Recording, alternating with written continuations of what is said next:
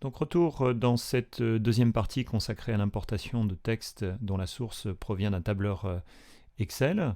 Nous voici donc dans Content Uploader K2 Upload Articles et nous allons dans un premier temps nous intéresser à la partie basse de cette zone. Donc je vais cliquer sur le bouton Delete pour effacer cette configuration, ce qui va me permettre de réinitialiser, chose qui n'est pas faite. Voilà, je vais en fait ici venir créer une nouvelle configuration au lieu de l'effacer et ça va me permettre de réinitialiser, vous voyez, toute cette partie, y compris la zone de contenu. Donc dans un premier temps, je vais venir intégrer un certain nombre d'éléments et je vais par exemple vouloir venir remplir d'abord la zone de titre de mon item par le nom et le prénom figurant sur le tableau Excel, c'est-à-dire ici la colonne E et la colonne F. Et bien pour cela, je vais demander dans l'outil à venir insérer ici d'abord le prénom, pardon. Donc je vais mettre la colonne F et ensuite un espace, la colonne E. Alors manifestement, il m'interdit de le faire, donc je ne vais pas me limiter à cela. Je vais venir ici dans mon tableau Excel, insérer une nouvelle colonne que je vais appeler nom et prénom.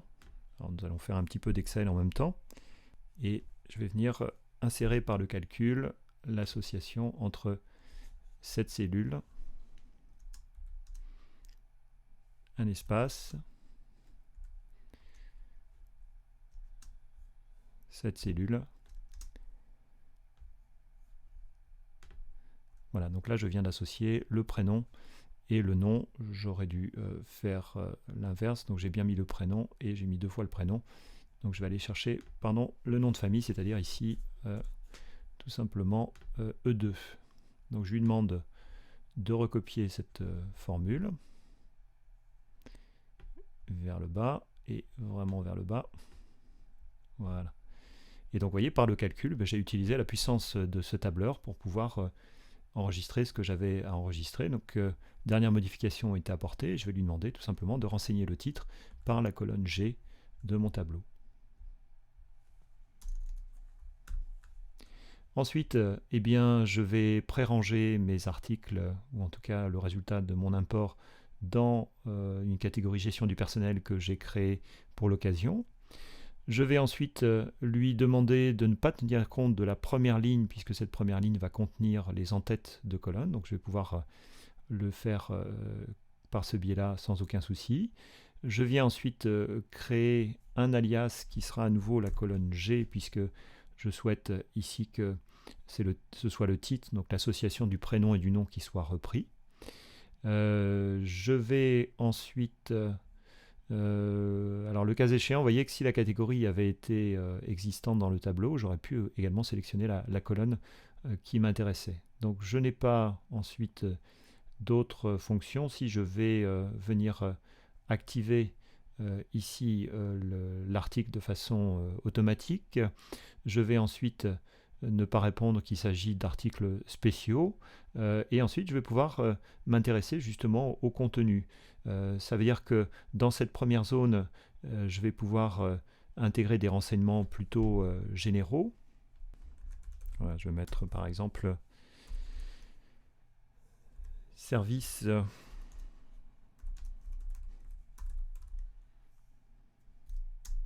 fonction et département. Et je vais venir donc ici renseigner dans un premier temps. Alors je vais récupérer le département, la division et la fonction.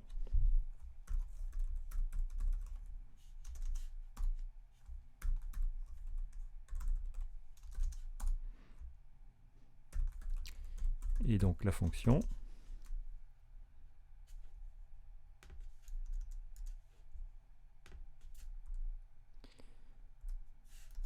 Ensuite, je vais rajouter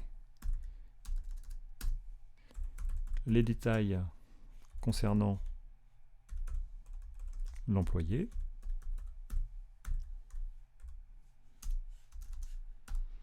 Et donc ici, je vais faire figurer son nom, son prénom sur la même ligne.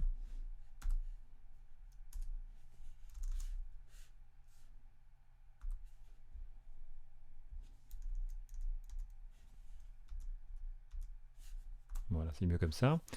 Je vais ensuite rajouter le salaire,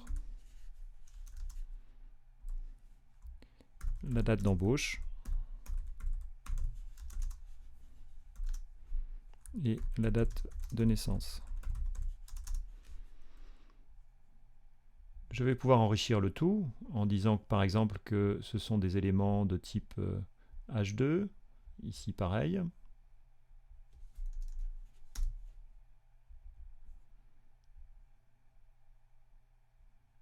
Voilà.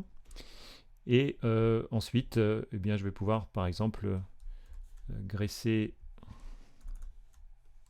ces balises. Faire également ici la même chose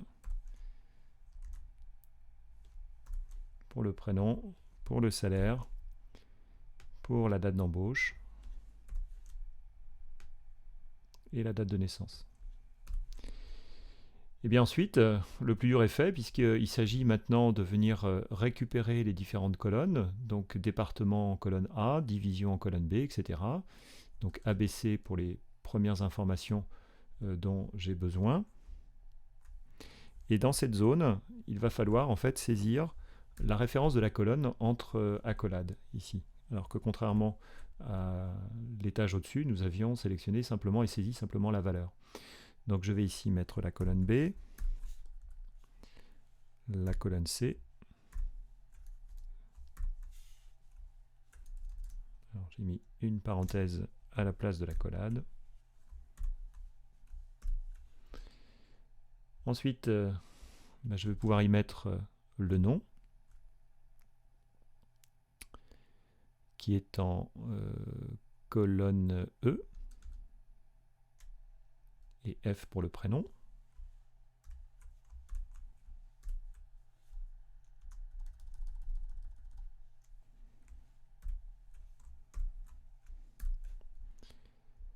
Je vais terminer ensuite par le salaire qui se trouve en H, IJ pour l'embauche et la naissance.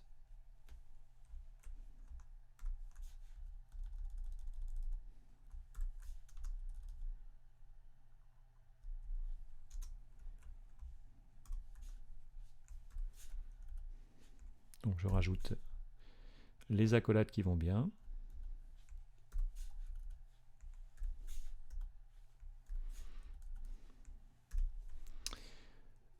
Ensuite, ben voilà, j'ai fabriqué et terminé mon masque d'importation. Je vais ensuite vérifier que tout y est.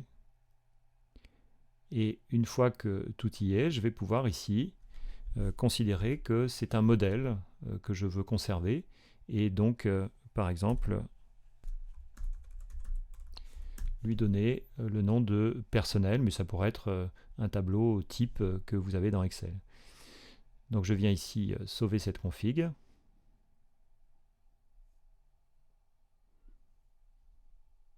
Et l'ensemble de cette configuration, si jamais plus tard j'ai besoin de la réutiliser sur un autre site, ou si pour une raison ou pour une autre je suis obligé de réinstaller une sauvegarde, et bien à ce moment-là je vais pouvoir cliquer sur Download config de façon à pouvoir l'enregistrer en tant que fichier CSV et en bénéficier plus tard. En l'occurrence ici, c'est la fonction parcourir qui nous permettra plus tard de venir récupérer justement cette configuration. Alors, chose intéressante également que l'on peut paramétrer, ce sont tous les éléments qui sont associés justement aux paramètres des items K2 en l'occurrence que vous allez générer par cette moulinette. Ça veut dire que tous les éléments associés notamment aux paramètres de métadonnées, si vous aviez un descriptif typiquement qui va être aussi en partie inclus dans certaines colonnes, eh bien vous pourriez associer du texte standard avec des textes également qui viendrait se glisser à l'intérieur. Alors, il est précisé ensuite, et je fais une petite parenthèse, justement sur le traitement conditionnel. Si jamais vous aviez dans votre fichier des blancs, ce qui n'est pas le cas ici puisque toutes les colonnes et toutes les cellules sont remplies, eh bien vous pourriez utiliser la fonction qui est décrite ici, et en allant inclure en fait ce travail conditionnel, vous pourriez par exemple mettre entre accolades donc CU-IF, la référence de la colonne qui correspond à la valeur que vous voulez récupérer. Vous aurez ensuite à cet endroit-ci le texte qui va dynamiquement apparaître ou disparaître, et ensuite vous fermez l'accolade. Donc si par exemple je prends ici département comme exemple, eh bien il faudra que je mette le code qui est mentionné ici, c'est-à-dire j'ouvre l'accolade Q et je viens ici mettre if un espace et la référence de la colonne où se trouve l'information, c'est-à-dire ici la colonne A, et je viens ensuite supprimer cette valeur et j'intègre ensuite un slash CUIF pour fermer cette condition. Alors mon code n'est pas complètement vrai puisque ici le problème c'est qu'il va me mettre la référence, donc la valeur du département avant le libellé département. Il faudrait que l'information se trouve ici. Eh bien, sachez que cette information, vous pouvez également dynamiquement la mettre à l'intérieur de votre code source puisque ça va fonctionner également à cet endroit-ci. Voilà, donc sur des listes à puces, sur ce genre de choses, vous pourrez faire apparaître ou disparaître des éléments, à la fois des datas, mais également des éléments HTML par le biais justement du code source que vous avez ici. Donc là, l'astuce reste la même, il faut intégrer simplement ce QIF en ouverture, la référence de la colonne concernée, et ensuite le slash QIF pour venir intégrer et fermer ce code. Donc là je remets le code précédent, c'est-à-dire le contenu de la colonne A. Donc voilà, une fois que tous ces éléments de paramétrage sont terminés, je vais enregistrer une dernière fois ma configuration pour rafraîchir le tout, et nous allons pouvoir ici cliquer sur parcourir, aller chercher le fichier Excel et venir ensuite l'ouvrir en commençant le téléchargement. Il y avait 114 lignes à l'intérieur de mon fichier Excel. Vous voyez qu'elles ont été ici comptabilisées, donc je vais pouvoir voir ce que a donné cet import. Donc si jamais je viens ici consulter la liste de mes éléments dans la partie active, eh bien je m'aperçois voilà, qu'il y a une importation, mais il y a quelques petites erreurs qui sont venues se glisser, et notamment le titre. Vous voyez qu'ici, eh bien, Content Uploader n'accepte pas le fait que j'ai obtenu le nom et le prénom par le calcul, ce qui déclenche ici ces erreurs d'affichage, et il y a un petit souci également en termes de publication, et il se trouve que la date ne soit pas en fait la bonne, donc il faudra que je fasse quelques modifications. Donc je vais venir ici supprimer le tout, donc je vais afficher l'ensemble des enregistrements de cette catégorie, je vais venir les mettre à la corbeille, vider la corbeille, et je vais ensuite venir recommencer cette importation. Donc nous verrons dans une autre séquence justement comment corriger ces petits soucis dans le fichier Excel et venir ensuite compléter la configuration de base dans Content Uploader.